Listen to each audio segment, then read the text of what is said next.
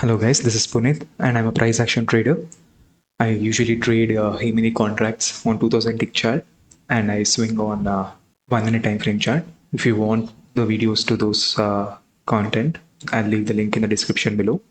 So this video is going to be the end of the day review on 5 minute time frame chart. So let's start. The first bar of the day was a bear doji bar. Second bar also a bear doji bar. Third bar was a weak closing bear bar. Also, if you notice, this is a huge gap down from yesterday's closing price, but it's taking some water support near this junction. Okay, we got a strong bull bar closing near its high. Can you go long here? You can, but I would rather wait for a second entry. Also, if you see, this is a micro double top here. Can you go short one tick below this bar and hope for a scalp down? You can. I wouldn't take that short because EMA is still far away from the price. It's better to wait for the EMA to catch up and then find short setups. Okay, 1, 2, 3, micro wedge bottom. But this bar is an inside bar, also a bear bar closing on its low, although be it a doji bar. Can you go long one tick above this bar? You can. Put your stop loss here and enter one tick above this bar side because EMA might still act as resistance. At this point, we don't know whether it will support the price action or behave like a resistance. All we know is that EMA is a magnet and price will pull towards the magnet. So if you did enter one tick above this bar's high, you would exit one tick below this bar's low or this bar's low because bears tried to take the price lower once and this is the second attempt.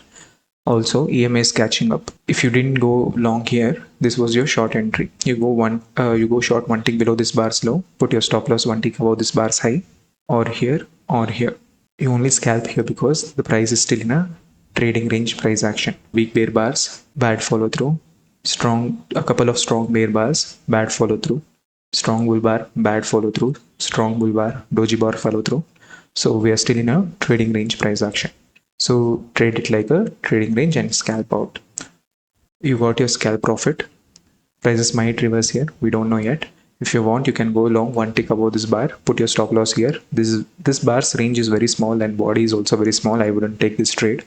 If you did, you got your scalp profit because your risk is very small. Okay, now if you see 1, 2, 3, 4, 5, 6, 7, 8, 8 bars consecutively closing near their lows except for one. Also, there is no pullback. So this is a 8 bar micro bull channel. Sorry, bear channel.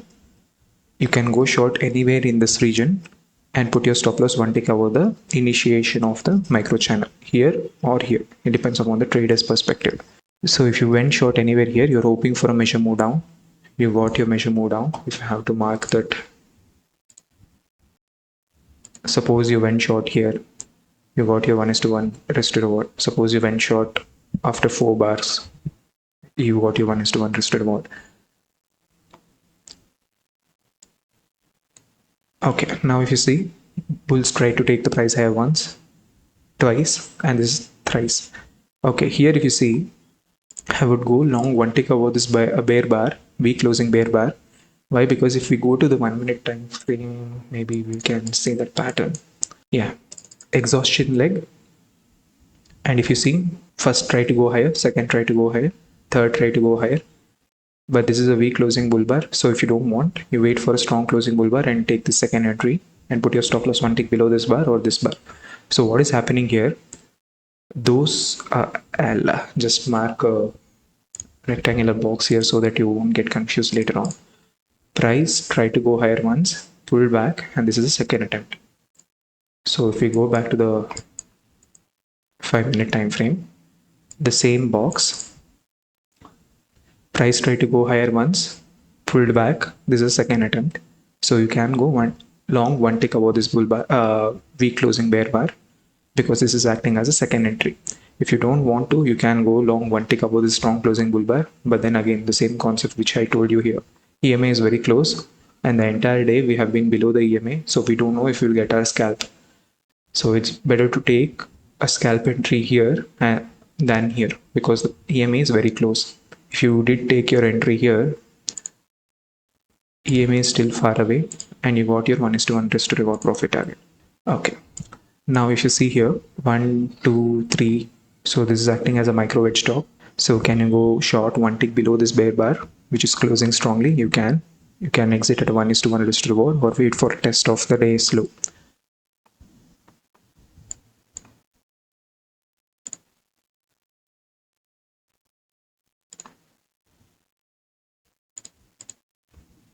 If you did scalp, you got your scalp profit. Now again, if you see, price did break above EMA, although beat not so strongly. This is a second entry and also an outside bar, outside, inside, outside pattern. So this is acting as a second entry.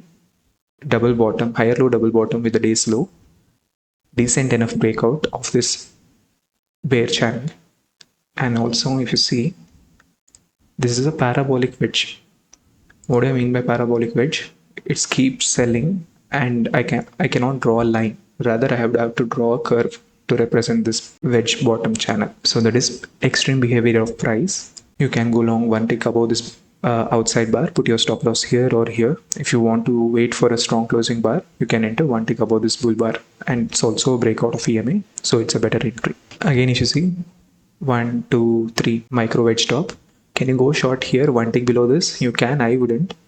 Why I told you to go short here is because the EMA has been breached by the bears. Here, if you see, so many bars have been closing above the EMA, and 1, 2, 3, 4, 4 bars low is not even touching the EMA. So this is moving average gap bar after a attempt at major trend reversal. So it's better to wait for a break below EMA to go short, or wait for a pullback structure to go long. Can you go long here? You can, but then two bear bars strongly closing on their lows. It's better to wait for a second entry and take the H2 trade than the H1 trade. You got your H2 trade here. You enter one tick above this bar's high, put your stop loss here or here, and hope for a scalp up. Now, if you see, this bar is breaking below this bar's low and also the EMA.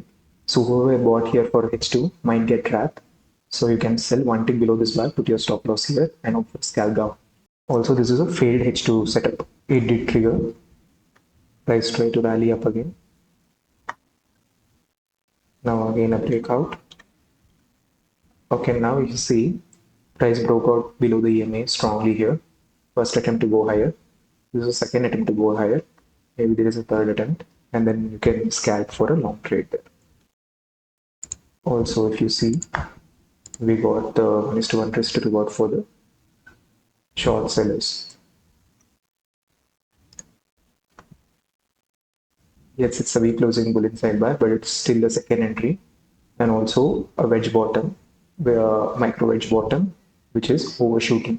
So you can go long one tick above this bar high, put your stop loss one tick below this bar's low or this bear bar's low, and hope for a scalp up. You did get your scalp up, and that's it for the day, guys. Thank you. If you do have any questions, please ask them in the comments below. So if you want more such content, I also do a 1 minute time frame review, and I also do live trading review. So I'll leave the playlist link below in the description. Thank you, guys.